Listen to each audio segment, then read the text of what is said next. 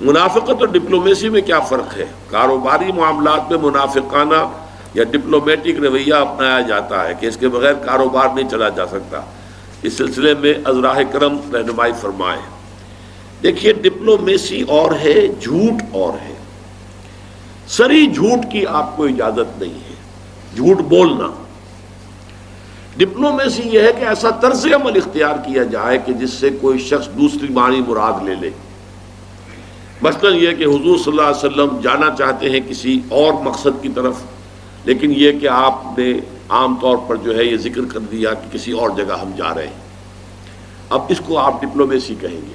یا جیسے ایک اور، بلکہ یہ مثال بھی صحیح نہیں ہے، صحیح مثال میں آپ کو دیتا ہوں کہ حضرت شیخ الہند رحمۃ اللہ علیہ یہ اس وقت حجاز میں تھے، یہاں سے گرفتاری کے وارنٹ جا چکے تھے انگریز کی طرف سے۔ شریف حسین والی مکہ کی حکومت تھی، وہ وفادار تھا انگریزوں کا، اس کے جاسوس انہیں تلاش کرتے پھر رہے تھے۔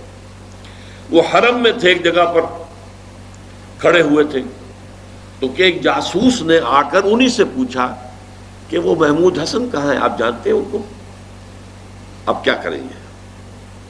تو انہوں نے کہا محمود حسن، اور یہ کہہ کے ذرا چند قدم پیچھے ہٹ گئے، پھر کہا ابھی یہی تھے۔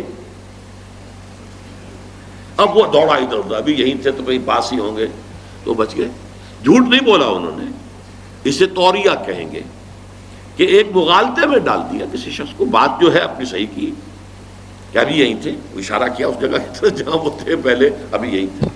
تو اس طرح سے معاملہ حضرت ابراہیم سے بھی اسی طریقے کا معاملے ثابت ہے کہ وہ اس بت نے توڑے ہوں گے، جو بت جس کے کندھے کے اوپر تیشہ رکھا ہوا ہے۔ اس طرح کی باتیں توریہ کہلاتی ہیں، لیکن بہرحال جھوٹ بولنے کی اجازت نہیں ہے۔ اب یہ کہ آپ دکاندار کی حیثیت سے کیا ڈپلومیسی اختیار کرتے ہیں، توریہ کرتے ہیں یا جھوٹ بولتے ہیں، یہ سوچ لیجئے، جھوٹ کی اجازت نہیں ہے۔